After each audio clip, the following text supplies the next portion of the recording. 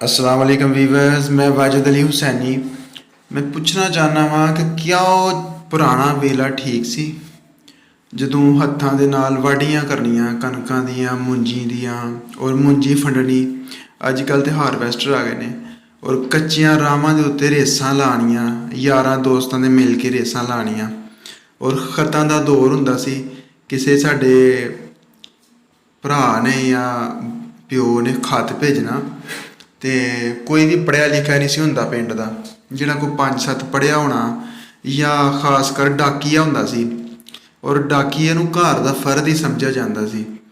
ਉਸ ਡਾਕੀਏ ਨੂੰ ਬਿਠਾ ਕੇ ਤੇ ਸਾਰਾ ਟੱਬਰ ਆਲੇ ਦੁਆਲੇ ਬਹਿ ਕੇ ਤੇ ਫਿਰ ਖਤ ਸੁਣਨਾ ਕਿ ਸਾਡੇ ਵਾਸਤੇ ਕੀ ਲਿਖਿਆ ਹੈ, ਸਾਡੇ ਵਾਸਤੇ ਕੀ ਲਿਖਿਆ।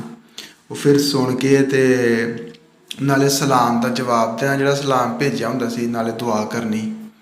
ਕੱਚੀਆਂ ਰਾਹਾਂ 'ਤੇ ਟਾਇਰ ਰੇੜਨੇ, ਕਿੰਨਾ ਮਜ਼ਾ ਆਉਂਦਾ ਸੀ। ਹੱਥਾਂ ਦੇ ਨਾਲ ਕਣਕਾਂ ਦੀਆਂ ਵਾਢੀਆਂ ਕਰਨੀਆਂ ਔਰ ਢੱਗਿਆਂ ਦੇ ਨਾਲ ਗਾਹ ਪਾਉਣਾ ਕਣਕ ਦਾ। ਉਹ ਫਿਰ ਕਣਕਾਂ ਹੋਣੀਆਂ ਇਸ ਤਰ੍ਹਾਂ। ਔਰ ਬੜਾ ਮੁਸ਼ੱਕਤ ਵਾਲਾ ਕੰਮ ਹੁੰਦਾ ਸੀ। ਜੇ ਕੋਈ ਬਿਮਾਰ ਹੋਣਾ ਤਾਂ ਉਹਦੇ ਘਰ ਪੂਰੀ ਪੂਰੀ ਰਾਤ ਬੈਠੇ ਰਹਿਣਾ, ਜਾਂ ਕੋਈ ਕਿਸੇ ਦਾ ਕੋਈ ਫੌਤ ਹੋ ਜਾਣਾ ਤੇ ਉਹਦੀ ਰੋਟੀ ਵੀ ਪਕਾਉਣੀ ਔਰ ਉਹਨੂੰ 10ਵੇਂ ਦੇ ਖ਼ਤਮ ਤੱਕ, ਯਾਨੀ ਕਿ 10 ਦਿਨ ਉਹਨੂੰ ਰੋਟੀ ਨਹੀਂ ਪਕਾਉਣ ਦੇਣੀ। ਆਂਢੀਆਂ ਗਵਾਂਢੀਆਂ ਨੇ ਉਹਨਾਂ ਦੇ ਘਰ ਰੋਟੀ ਭੇਜਣੀ ਔਰ ਬੜਾ ਸਾਰਾ ਸਦਮਾ ਕਰਨਾ, ਨਾਲ ਦੁੱਖ ਸੁੱਖ ਦੇ ਵਿੱਚ ਸ਼ਰੀਕ ਹੋਣਾ।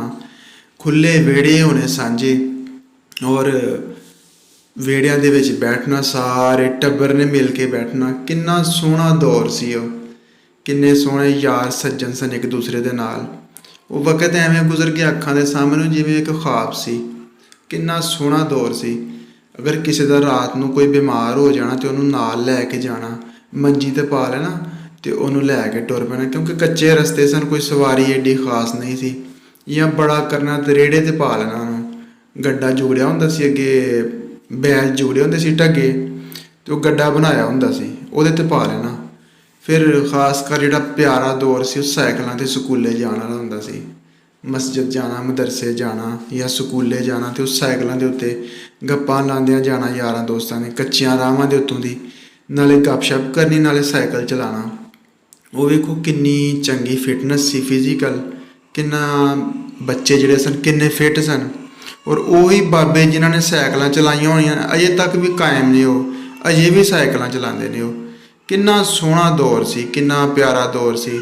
ਔਰ ਫਿਰ ਸਾਈਕਲਾਂ ਦੇ ਜੰਪ ਚਕਾਉਣੇ। ਅੱਜ ਕੱਲ੍ਹ ਤਾਂ 1 ਵੀਲਿੰਗ ਕਰਦੇ ਨੇ ਮੋਟਰਸਾਈਕਲ 'ਤੇ ਜਨਾਬ, ਅਤੇ ਜ਼ਿੰਦਗੀ ਦਾ ਵੀ ਖਤਰਾ ਹੁੰਦਾ ਹੈ। ਉਦੋਂ ਸਾਈਕਲਾਂ 'ਤੇ 1 ਵੀਲਿੰਗ ਕਰਨੀ, ਬੜਾ ਮਜ਼ਾ ਆਉਣਾ। ਫਿਰ ਛਾਲਾਂ ਮਾਰਨੀਆਂ ਕਹੀਰ ਦੇ ਵਿੱਚ, ਛੱਪੜਾਂ ਦੇ ਵਿੱਚ ਨਹਾਉਣਾ, ਛਾਲਾਂ ਮਾਰਨੀਆਂ। ਅਤੇ ਬੜਾ ਸੋਹਣਾ ਦੌਰ ਸੀ, ਬੜਾ ਪਿਆਰਾ ਦੌਰ ਸੀ। ਰਲ ਮਿਲ ਕੇ ਛਾਲਾਂ ਮਾਰਨੀਆਂ, ਕੁਸ਼ਤੀ ਕਬੱਡੀ ਖੇਡਣੀ ਔਰ ਮੁਰਗੀਆਂ ਪਾਲਣੀਆਂ ਜ਼ਿੱਦ ਦੇ ਨਾਲ।